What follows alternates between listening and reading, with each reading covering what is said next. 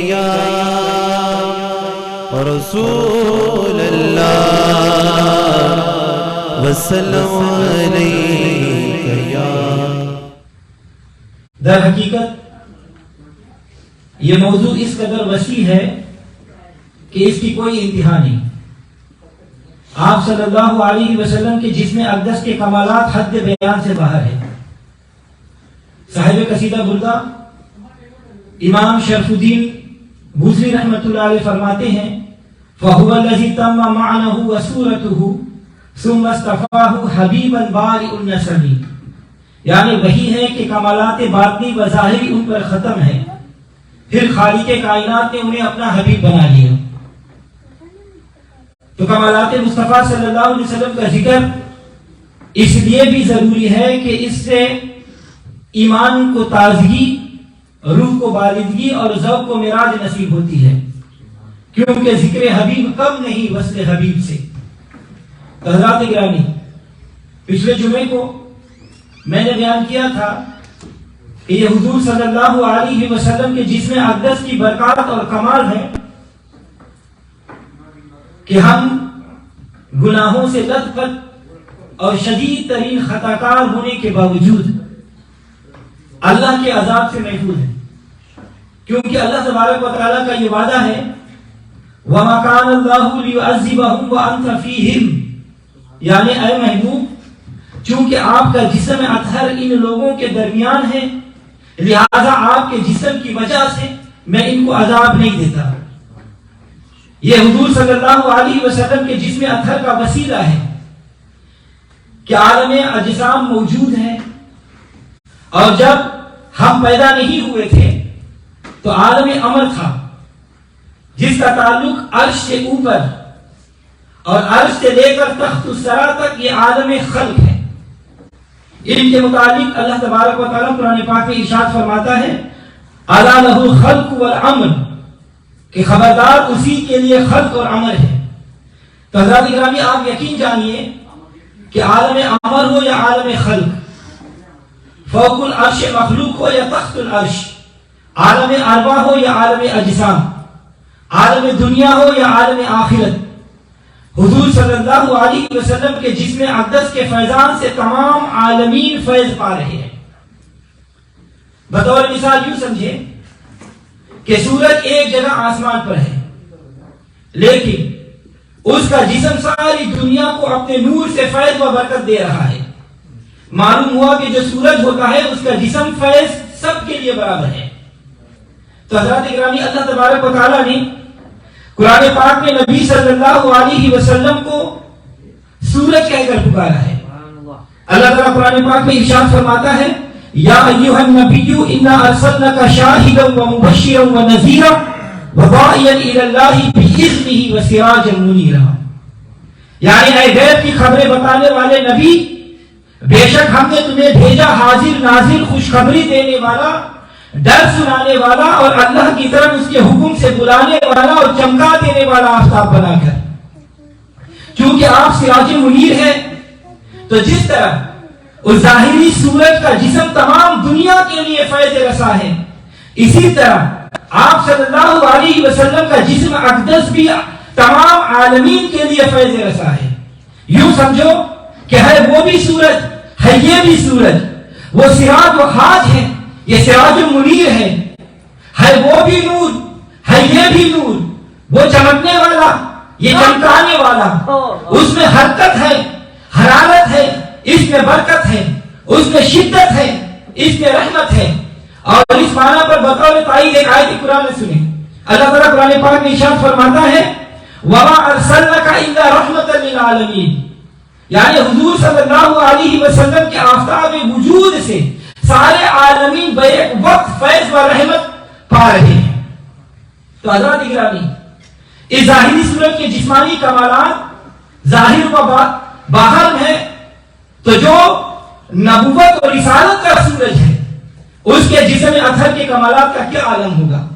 اور یہ بات ذہن نشین رکھے کہ نبی صلی اللہ علیہ وسلم کے جسم پاک کے کمالات ساری کائنات میں تقسیم ہو رہے ہیں، اور کائنات کا ذرہ ذرہ حضور صلی اللہ علیہ وسلم کے جسم اقدس سے فیض پا رہا ہے. جس طرح عالم ارواح میں حضور کی روح سب کو فیض دے رہی تھی، اسی طرح اب بھی اور آئندہ بھی عالم اجسام میں جسم مصطفیٰ صلی اللہ علیہ وسلم سب کو فیض دے رہا ہے اور دیتا رہے گا. حضور صلی اللہ علیہ وسلم کے جسم مبارک کے یہ فیوز و برکات قرآن اور حدیث سے ثابت ہے. ہمارا اہل سنت و جماعت قرآن، احادیث اور اقوال علماء اور صوفیہ کی روشنی میں یہ عقیدہ ہے کہ حضور صلی اللہ علیہ وسلم زندہ ہے اور یہ آپ کا جسمی کمال ہے. آپ صلی اللہ علیہ وسلم کے زندہ ہونے کا مطلب یہ ہے کہ آپ جسمانی طور پر زندہ ہے، آپ کا جسم پاک زندہ ہے.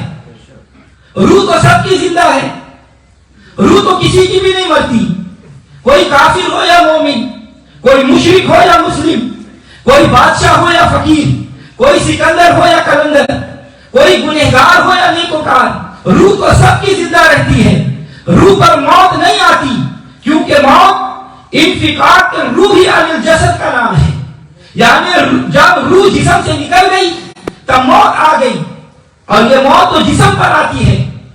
لہذا اگر کوئی عقیدہ رکھے کہ حضور صلی اللہ علیہ وسلم کی صرف روح زندہ ہے تو اس نے نبی صلی اللہ علیہ وسلم کو نہیں مانا، اس نے حضور صلی اللہ علیہ وسلم کی حیات کا انکار کر دیا اور وہ کمالات مصطفیٰ کا منکر ہو گیا. تو حضرات گرامی توجہ چاہوں گا، نبوت اور رسالت کا اطلاق صرف روح پر نہیں ہوتا، بلکہ روح اور جسم کے مجموعوں کو نبی و رسول کہا جاتا ہے. جب آپ کا جسم بھی وصف نبوت سے متصف ہے اور آپ کی روح بھی وصف نبوت سے متصف ہے تو معلوم ہوا کہ آپ صلی اللہ علیہ وسلم کی روح بھی زندہ ہے اور جسم بھی زندہ ہے. اور یہ معنی کلمہ طیبہ سے ثابت ہے، لا الہ الا اللہ محمد رسول اللہ. اللہ کے سوا کوئی معبود نہیں، محمد اللہ کے رسول ہے. اگر صرف روح رسول ہوتی تو پھر ترجمہ یوں ہوتا کہ محمد اللہ کے رسول تھے. چونکہ آپ کا جسم بھی رسالت سے متصف ہے، لہذا آپ ہے، موجود ہے، تو جسم بھی موجود ہے. تو معلوم ہوا کہ وصف نبوت اور وصف رسالت سے صرف حضور صلی اللہ علیہ وسلم کی روح ہی متصف نہیں، بلکہ رسالت اور نبوت کے صفت سے حضور کا جسم بھی متصف ہے. جب آپ قیامت تک نبی ہیں تو قیامت تک زندہ ہے. کلمہ طیبہ کا معنی یہ ہے کہ آپ صلی اللہ علیہ وسلم ہمیشہ کے لیے نبی ہے. جب ہمیشہ کے لیے نبی ہے تو ہمیشہ کے لیے زندہ ہے، کیونکہ نبوت باقی ہے. جب نبوت باقی ہے اور نبوت جسم کی صفت ہے تو جب نبوت ہمیشہ کے لیے باقی ہے تو جس جسم کے ساتھ نبوت کی صفت لگی ہے وہ بھی ہمیشہ کے لیے باقی ہے. تو ثابت ہوا جو لوگ یہ کہتے ہیں کہ نبی کا جسم قبر میں گر سڑ کے مٹی ہو گیا معاذ اللہ، وہ نبی صلی اللہ علیہ وسلم کے صفت نبوت کے منکر ہیں، وہ صفت رسالت کے بھی منکر ہیں. انہوں نے نبی کو مانا ہی نہیں. نبی کی نبوت کو باقی مانا اس وقت درست ہوگا جب نبی صلی اللہ علیہ وسلم کی روح اور جسم کے ساتھ مانا جائے. تو یہیں سے مسئلہ ختم نبوت حل ہو گیا، کیونکہ حضور صلی اللہ علیہ وسلم ہے، موجود ہے، حیات ہے، زندہ ہے، لہذا ان کے ہوتے ہوئے کسی نئی نبی کی ضرورت نہیں. اس کو مسئلہ ختم نبوت کہتے ہیں. تو معلوم ہوا کہ حیات النبی صلی اللہ علیہ وسلم کو ماننے والا ہی ختم نبوت کو مانتا ہے، اور جو حیات النبی کو نہیں مانتا وہ ختم نبوت کا بھی منکر ہے. تو حضرات گرامی توجہ چاہوں گا، حضور صلی اللہ علیہ وسلم کی زندگی کا مفہوم عرض کر رہا ہوں. یہ خیال نہیں کرنا کہ حضور صلی اللہ علیہ وسلم عالم آخرت میں زندہ ہے، نہیں، بلکہ جس طرح دنیا میں تھے اسی طرح اب بھی زندہ ہے. اور آپ کی زندگی اخروی نہیں بلکہ آپ حیات حقیقی جسمانی کے ساتھ زندہ ہے. اور یہ باتیں میں بطور سبق عرض کر رہا ہوں تاکہ آپ ذہن نشین رکھیں، کیونکہ یہ مسئلے اس دنیا میں بھی کام آئیں گے اور قبر میں بھی کام آئیں گے. اگر آپ نہ بھی یاد رکھیں تو قبر میں آپ کو یاد آئے گا کہ کسی نے یہ مسئلہ بتایا تھا. کیونکہ جب آپ قبر میں جائیں گے تو حضور صلی اللہ علیہ وسلم وہاں تشریف لائیں گے. تب فرشتے پوچھیں گے ما کنت تقول فی حق ھذا الرجل، یہ جو سامنے محبوب ہے یہ کون ہے؟ ان کے متعلق دنیا میں کیا کہا کرتا تھا؟ اگر بعض مولوی حضرات کی تقاریر سن کر آپ نے یہ عقیدہ بنا لیا ہو کہ نبی تو مر کر مٹی میں مل گیا ہے تو آپ یقیناً اس وقت یہ سوچیں گے کہ نبی تو یہ نہیں ہو سکتا کیونکہ وہ تو گل سڑ کر مٹی میں مل گیا ہوگا. اور یہ جو پیارا چہرہ والا، یہ پیارے لباس والا چہرے والا میرے سامنے کھڑا یہ کون ہے؟ اگر آپ کا یہ عقیدہ حیات النبی پر نہیں ہوگا، اگر آپ کا عقیدہ حاضر ناظر پر نہیں ہوگا تو آپ فرشتوں کے اس سوال کا جواب کس طرح دیں گے؟ کیونکہ آپ سوچیں گے کہ قبر تو چاروں طرف سے بند ہے، یہ قبر کی اندھیری کوٹری میں یہاں نبی کیسے آ گیا؟ اور جس کو میں مانتا ہوں، جس کو میں نبی مانتا ہوں، وہ تو اپنی قبر سے باہر نہیں آ سکتا معاذ اللہ. آخر یہ کون ہے؟ تو پھر کیا جواب جرم دو گے تم مصطفیٰ کے سامنے؟ اور اگر آپ نے ہم جیسے فقیروں کی تقریر سنی ہوگی، علماء اہل سنت کی باتیں سنی ہوگی، اگر آپ نے حضور صلی اللہ علیہ وسلم کی حیات کے بارے میں مسئلے سنے ہوں گے، اگر آپ نبی کے حاضر و ناظر ہونے کا عقیدہ رکھتے ہوں گے، اگر آپ کا یہ عقیدہ ہوگا کہ حضور صلی اللہ علیہ وسلم زندہ ہے، اگر آپ کا یہ بھی عقیدہ ہوگا کہ حضور اپنی قبر انور سے باہر جہاں چاہے بِإِذْنِ اللَّهِ تشریف لے جا سکتے ہیں، تو آپ فرشتوں سے کہیں گے ہوا محمد رسول اللہ صلی اللہ علیہ وسلم. تو حضرات گرامی اچھی طرح سے سوچ لیں، میرے دباؤ میں نہیں، میرے کہنے سے نہیں، بلکہ اپنے ضمیر سے فتویٰ پوچھو. قبر میں بھی عقیدہ اہل سنت ہی کام آئے گا. حضور صلی اللہ علیہ وسلم زندہ ہے، اب بھی اس وقت بھی زندہ ہے. یہ معنی نہیں کہ برزخ میں زندہ ہے. ارے برزخ میں تو ابو جہل بھی زندہ ہے، ابو جہل کافر بھی زندہ ہے، ہر مسلمان زندہ ہے. اگر حضور کو برزخ میں زندہ مانا تو اس میں حضور صلی اللہ علیہ وسلم کی کیا فضیلت ہے؟ نبی کو یوں زندہ مانو کہ حضور اب بھی زندہ ہے اور حیات حقیقی اور جسمانی کے ساتھ زندہ ہے. کچھ لوگ کہتے ہیں کہ حضور جنت میں زندہ ہے. میں کہتا ہوں یہ بھی ایک دھوکہ ہے، اس سے بھی بچو. حضور جنت میں تو ضرور ہے، مگر جنت اس کو نہیں کہتے جس میں حضور جائے تو جنت ہو جائے. نہیں نہیں، بلکہ جہاں میرا نبی قدم رکھے وہی جنت بن جاتی ہے. ہم تو ایسے جنت کے قائل ہیں. ہمارے نزدیک وہ جنت جو ساتوں آسمانوں کے اوپر ہے، وہ روزانہ کروڑوں مرتبہ میرے نبی صلی اللہ علیہ وسلم کے روزہ کا طواف کرتی ہے. اور کیا آپ نے حدیث مبارکہ علماء سے نہیں سنی جن کو اللہ تبارک و تعالیٰ نے مسجد نبی کی زیارت کروائی ہے؟ کیا انہوں نے ریاض الجنہ میں یہ لکھی ہوئی نہیں دیکھی ما بین بیتی و منبری روضۃ من ریاض الجنہ؟ حضور نے فرمایا کہ لوگوں، میرے حجرے سے لے کر میرے منبر تک جس راستے میں میں گزرا ہوں یہ جنت ہے. تو جنت کے بارے میں کہیں صرف یہ عقیدہ نہیں رکھنا کہ جنت ایک محدود جگہ ہے، خدا کا نبی اس میں داخل ہوگا تو جنت ہو جائے گی. نہیں، جنت تو میرے نبی کی گزرگاہ کا نام ہے، جنت تو میرے نبی کے قدموں کی جگہ کو کہتے ہیں. تو حضرات گرامی کہنا یہ چاہتا ہوں کہ یہ بھی ایک مغالطہ ہوگا کہ اگر کوئی یوں کہے کہ ہاں ہم حضور کو زندہ مانتے ہیں لیکن جنت میں ہم تو یہ کہتے ہیں کہ حضور اپنی قبر انور میں جہاں دفن ہے وہ بھی جنت ہے، بلکہ وہی جنت ہے، اور حضور صلی اللہ علیہ وسلم اپنی قبر مبارک میں زندہ ہے. اب اس فرق کو سمجھے کہ حضور صلی اللہ علیہ وسلم اپنی قبر انور میں زندہ ہے، اب بھی اپنے قبر انور میں ہے، اور جنت کی طرف نہیں جاتے بلکہ جنت آپ کی طرف آتی ہے. جنت آپ کی شہدا ہے، جنت آپ کی طالب ہے. تو سنو، حضور نہ صرف زندہ ہے بلکہ زائرین کا سلام بھی سنتے ہیں اور جواب بھی دیتے ہیں، اور ہر آنے والے کو پہچانتے ہیں، اس کا نام بھی جانتے ہیں، اس کا خاندان بھی جانتے ہیں، اس کا مقام بھی جانتے ہیں، اس کے مرتبہ کو بھی جانتے ہیں، اس کی بولی کو بھی جانتے ہیں، اس کی زبان کو بھی جانتے ہیں، ہر ایک کے خلوت اور جلوت کے اعمال کو جانتے ہیں، ہر ایک کے ایمانی درجات کو جانتے ہیں، ہر ایک کے متعلق علم ہے کہ وہ جنتی ہے یا دوزخی، وہ شقی ہے یا سعید ہے۔ تو ہمارا یہ عقیدہ ہے کہ تمام انبیاء اپنی قبروں میں زندہ ہوتے ہیں، اور اس طرح زندہ ہوتے ہیں کہ ان کے جسم مقدسہ گلنے، سڑنے، پھوٹنے، پھٹنے سے مبرہ اور محفوظ ہے۔ اس پر ایک حدیث مبارکہ بطور دلیل پیش کرتا ہوں۔ سیاستہ کی حدیث ہے، نبی صلی اللہ علیہ وسلم مبارک نے ارشاد فرمایا، ان اللہ حرم علی الارض ان تاکل اجسام الانبیاء فنبی اللہ حی یرزق۔ اللہ نے مٹی پر انبیاء کا جسم کھانا حرام کر دیا ہے۔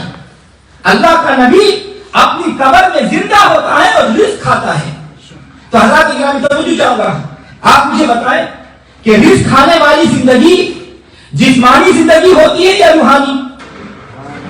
جب یہ زندگی جسمانی ہے تو نبی زندہ ہے، یہ معنی نہیں کہ جس طرح عام لوگ روحانی طور پر برزخ میں زندہ ہے، نہیں، بلکہ فرمایا یرزقو، کھاتے پیتے ہیں، اور کھانے پینے والی زندگی جسمانی زندگی ہوتی ہے۔ تو ثابت ہوا کہ نبی جسمانی طور پر قبروں میں زندہ ہے۔ دوسری حدیث مبارکہ، حضور صلی اللہ علیہ وسلم نے ارشاد فرمایا کہ میں معراج کی رات موسیٰ علیہ السلام کی قبر کے قریب سے گزر رہا تھا، میری نگاہ قبر کے اندر گئی، رأیت موسیٰ وہو قائم یصلی فی قبرہ، موسیٰ کلیم اللہ اپنی قبر میں کھڑے ہو کر صلاۃ پڑھ رہے تھے، نماز پڑھ رہے تھے۔ اب بتاؤ، کھڑے ہو کر نماز پڑھنا یہ روح کا کام ہے یا جسم کا کام ہے؟ حدیث نبی سے ثابت ہوا کہ نبی قبروں کے اندر جسم کے ساتھ زندہ ہے اور نمازیں بھی پڑھتے ہیں۔ انبیاء کا اپنی قبروں میں نماز پڑھنا اس بات کی دلیل ہے کہ وہ جسمانی طور پر زندہ ہے۔ عام لوگ جب مر جائے تو ان سے نمازیں ساقط ہو جاتی ہیں، ختم ہو جاتی ہیں، وہ اپنے قبروں میں نمازیں نہیں پڑھتے کیونکہ موت آ گئی ہے۔ لیکن انبیاء کی فضیلت یہ ہے کہ وہ اپنی قبروں میں حیات جسمانی کے ساتھ زندہ بھی ہے اور نمازیں بھی پڑھتے ہیں۔ اور علماء محدثین نے اس بات کی تصریح فرمائی ہے کہ نبی صلی اللہ علیہ وسلم اپنی قبر انور میں اذان اور اقامت کے ساتھ پنجگانہ نماز بجماعت ادا فرماتے ہیں، اور آپ اپنی قبر میں حیات حقیقی جسمانی کے ساتھ موجود ہیں۔ آپ اسی وضو سے نمازیں پڑھ رہے ہیں جو مدینہ منورہ میں ظاہری حیات طیبہ میں زندگی کا آخری وضو فرمایا تھا، اور قیامت کے دن جب حضور صلی اللہ علیہ وسلم مقام محمود میں سجدہ فرمائیں گے تو کوئی نئے اور تازہ وضو نہیں فرمائیں گے۔ دنیا کا کوئی عالم یہ ثابت نہیں کر سکتا، دنیا کا کوئی مفتی یہ ثابت نہیں کر سکتا کہ حضور مقام محمود پر سجدہ کرنے کے لیے فلاں جگہ وضو فرمائیں گے، کیونکہ آپ کو وضو تازہ کرنے کی ضرورت نہیں ہوگی تو اسی وضو سے سجدہ فرمائیں گے، کیونکہ موت نبی کا وضو نہیں توڑتی۔ جب موت نبی کا وضو نہیں توڑ سکتی تو ان کے حیات کو کس طرح ختم کر سکتی ہے؟ حضرات گرامی، نبی کے زندہ ہونے کا یہ معنی نہیں کہ وہ شہداء کی طرح زندہ ہے۔ یاد رکھو، شہید بلا شبہ زندہ ہے، لیکن نبی کی حیات شہداء کی حیات سے بدرجہ افضل اور اعلیٰ ہے۔ اس کی دلیل یہ ہے کہ جب شہید شہادت پا جائے، اس کو دفن کر دیا جائے، تو اس کی بیوی عدت گزارنے کے بعد دوسرے شخص کے ساتھ نکاح کر سکتی ہے۔ شہید کی بیوی کو عدت گزارنے کے بعد دوسری جگہ نکاح کرنے کی اجازت ہے، لیکن کسی عالم سے جا کر پوچھو، کسی مفتی سے جا کر پوچھو، علماء نے اس بات کی صراحت فرما دی کہ نبی کے وصال پا جانے کے بعد امتی کبھی بھی نبی کی بیوی سے نکاح نہیں کر سکتا۔ اس کی وجہ یہ ہے کہ خاوند زندہ ہو تو بیوی سے نکاح جائز نہیں، کیونکہ نبی زندہ ہے، لہذا نبی کی بیوی سے کوئی نکاح نہیں کر سکتا۔ تو حضرات گرامی، ایک نہایت اہم بات کی طرف توجہ فرمائیں، کیا اللہ تعالیٰ نبی کے جسم کو قبر میں محفوظ رکھنے پر قادر ہے؟ یہ بات یاد رکھیں کہ بے شک اللہ تعالیٰ اس بات پر قادر ہے، بلکہ اس نے کئی اجسام عملی طور پر محفوظ رکھے ہیں، انبیاء کے بھی اور غیر انبیاء کے بھی۔ اس کی دلیل یہ ہے کہ فرعون کا جسم آج بھی محفوظ ہے، جس کے مطابق اللہ تبارک و تعالیٰ نے یوں ارشاد فرمایا، قرآن پاک میں اللہ تعالیٰ فرماتا ہے فَالْيَوْمَ نُنَجِّيكَ بِبَدَنِكَ لِتَكُونَ لِمَنْ خَلْفَكَ آیَةً، یعنی آج ہم تیرے بدن کو بچا لیں گے تاکہ تو اپنے بعد والوں کے لیے نشانی بنے۔ تو حضرات گرامی، آپ لوگوں نے یوٹیوب پر، انٹرنیٹ میں آپ نے کئی بار اس کے جسم کی تصاویر بھی دیکھی ہوں گی۔ اب سوال یہ پیدا ہوتا ہے کہ جو خدا اپنے دشمن کے جسم کو اب تک محفوظ رکھ سکتا ہے، کیا وہ اپنے دوستوں کے جسم کو گلنے سڑنے دے گا؟ تو خدا سے پوچھو، یا اللہ جو تیرا دشمن ہے اس کا جسم تو محفوظ رہے اور دوستوں کے ساتھ تیرا یہ سلوک کہ انہیں مٹی کھا جائے، پھر وہ تیرے کیسے دوست ہیں؟ خدا قرآن پاک میں اعلان فرماتا ہے کہ نبی ولی میرے دوست ہیں، ان کا میں دوست ہوں، وہ میرے محب ہے، میں ان کا محب ہوں، وہ میرے محبوب ہے، میں ان کا محبوب ہوں، یحبہم و یحبونہ۔ کیا محبت اور دوستی کا یہی حق ہے کہ دشمنوں کے جسم کو محفوظ رکھا جائے اور دوستوں کے جسم کو خاک میں ملا دیا جائے؟ تو یہ حق دوستی نہیں، یہ حق وفا نہیں۔ پھر سوال پیدا ہوگا کہ فرعون کے جسم کو محفوظ رکھنے کی حکمت کیا ہے؟